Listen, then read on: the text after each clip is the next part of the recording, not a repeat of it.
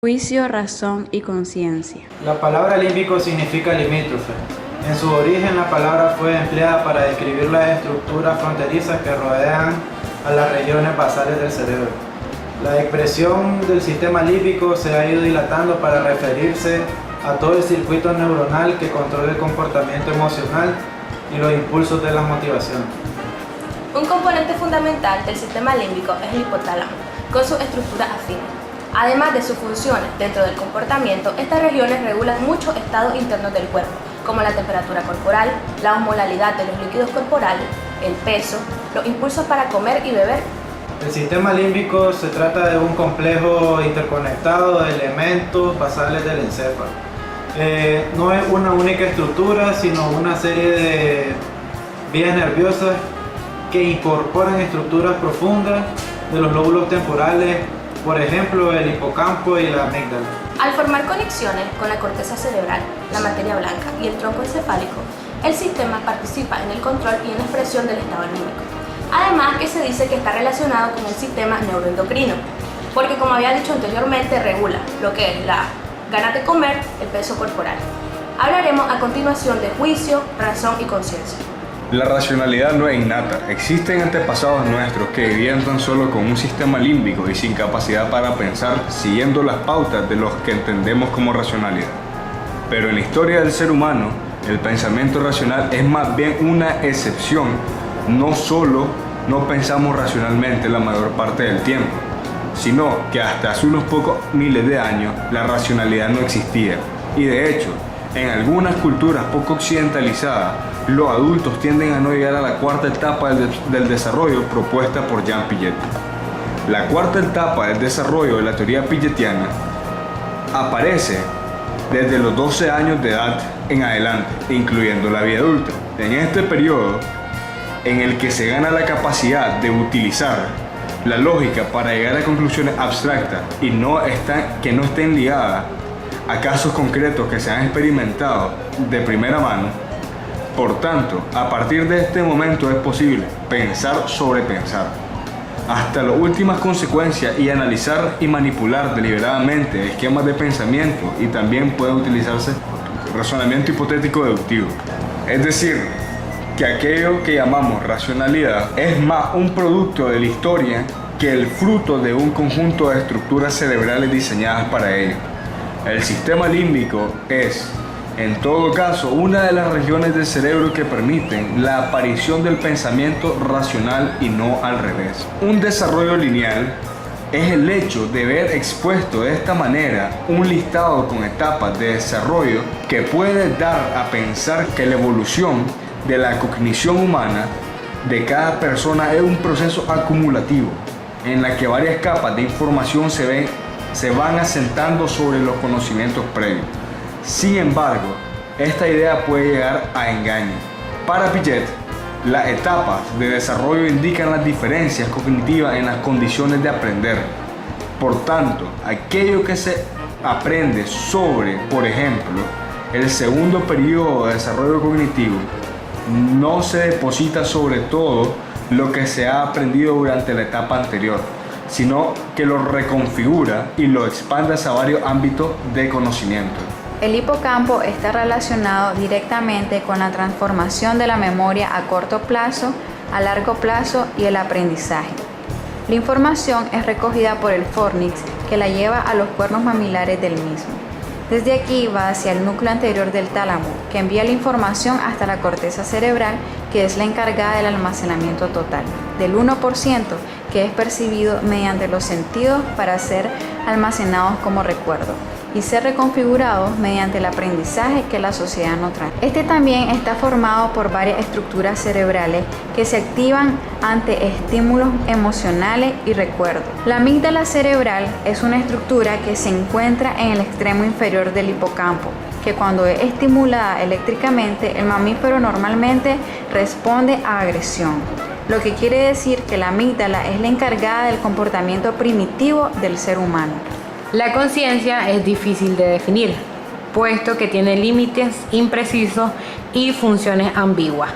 Se trata de poder reaccionar ante los estímulos tanto internos como externos y de la actividad mental accesible solo para uno mismo.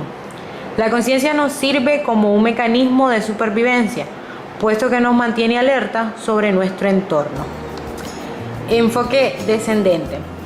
En este encontramos la importancia de la neocorteza en actividades relacionadas a la conciencia. La denotación eléctrica de las neuronas ocurrida en la neocorteza varía de acuerdo al nivel de alerta en el que nos encontramos. La actividad neuronal del sistema tálamo-cortical está relacionado de forma más específica con la conciencia. Aquellas estructuras de la línea media cerebral del tronco encefálico y del mesencéfalo son importantes para mantener un estado de alerta. Se cree que la dispersión de la actividad cortical, que se extiende rápidamente hacia las demás áreas neuronales, juega un papel importante en la experiencia consciente. Enfoque ascendente. El sistema activador reticular ascendente tiene un papel fundamental en el estado de alerta de una persona. Cuando aumenta la actividad de la formación reticular, la persona se pone más alerta, porque ésta comienza a bombardear estímulos inespecíficos sobre la corteza cerebral. Cuando disminuye, sobreviene la somnolencia. Encontramos dos estados de conciencia: vigilia y sueño. La vigilia es la etapa donde hay conciencia. Se tiene un estado de alerta, un conocimiento del entorno y de nosotros mismos. La vigilia está modulada por los mecanismos neurofisiológicos que tienen sus capas en el sistema activador reticular ascendente, donde encontramos una estructura denominada locus coeruleus en el piso del cuarto ventrículo. El locus tiene un ritmo circadiano durante el día. Se relaciona bastante con la curva de la temperatura corporal central.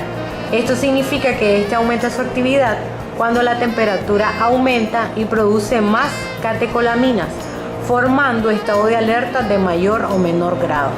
Las catecolaminas, como adrenalina, noradrenalina y dopamina, son sustancias que regulan la vigilia. El sueño es una etapa en la que se disminuye el nivel de la vigilia y el individuo descansa o reposa. En estado de sueño se da una disminución del movimiento muscular y por lo tanto de la actividad física o reacción a estímulos. Entre las alteraciones de la conciencia se encuentran tres cualidades que nos permiten reconocer a un individuo como consciente: la capacidad de la vigilia o de estar despierto, el contenido psíquico y la capacidad de la respuesta a los estímulos del medio. Los niveles de conciencia o la capacidad que se tiene de estos son puestos a prueba a través de una serie de estímulos nociceptivos, escala de Glasgow. Esto puede ser superficiales o profundos. En conclusión, la conciencia nos sirve como un mecanismo de supervivencia, pues nos mantiene alerta sobre nuestro entorno, darnos cuenta de nuestra propia existencia, conciencia del yo, los cambios que nos rodean, percepción del medio ambiente y modificaciones en nosotros mismos. Son mecanismos que nos ayudan, sin darnos cuenta, a subsistir en nuestro día a día. Juicio. El lóbulo frontal es uno de los 4 lóbulos de la corteza cerebral y constituyen una región grande que está situada en la parte delantera del cerebro, justo detrás de la frente. El lóbulo frontal es el responsable de procesos cognitivos complejos, llamadas funciones ejecutivas. Estas son operaciones mentales dirigidas hacia un fiel que permite el control conductual, es decir, posibilitan que podamos elegir, planificar y tomar decisiones voluntarias y conscientes. El lóbulo frontal coordina y dirige las otras estructuras neuronales del cerebro en una acción concertada. La región ejecutiva de la corteza prefrontal desempeña el papel decisivo en las funciones ejecutivas a través de la integración de la información, permitiendo la elección de objetivos y la organización de los planes de acción para realizarlo. De igual manera, constituye una región cerebral que nos hace humanos y únicos, porque es de las más recientes filogenéticamente y la más última en madurar en la ontogénesis. El lóbulo frontal, especialmente el derecho, es el responsable de mantener la atención continua que permite las desconexiones cuando creen que puede existir alguna información importante. La corteza orbitofrontal forma parte de la corteza prefrontal. Está implicada en procesamiento y control socioemocional y su responsabilidad en las funciones frontales se debe a la conexión con la amígdala y el sistema de motivación. El autocontrol y la capacidad de inhibir la respuesta instintiva constituyen factores críticos en la optimización del rendimiento académico. Para concluir, el sistema límbico es el gran regulador y equilibrador de nuestras emociones y tiene multitudes de funciones como la memoria, los sentimientos y la supervivencia. Y usando la lógica, sin el sentido de la supervivencia no podríamos vivir. Existen alteraciones de este sistema por daño en sus estructuras que nos impedirá poder reconocer emociones, reconocer personas, recordar y perder el afecto, lo cual nos llevaría a un estilo de vida sumamente trágico y el deterioro de nuestro bienestar. Así como nosotros los seres humanos tenemos un cerebro racional, también está esa parte emocional donde encontramos nuestras emociones, sentimientos que muchas veces son imposibles de inhibir, y la parte racional se encarga del juicio, raciocinio y el análisis de las situaciones que suceden a lo largo de nuestra vida. Adjuntado a esto, el sistema límbico no solo interviene en emociones, sino también en la olfacción, el aprendizaje, el desarrollo de la personalidad y la motivación. Juicio, razón y conciencia.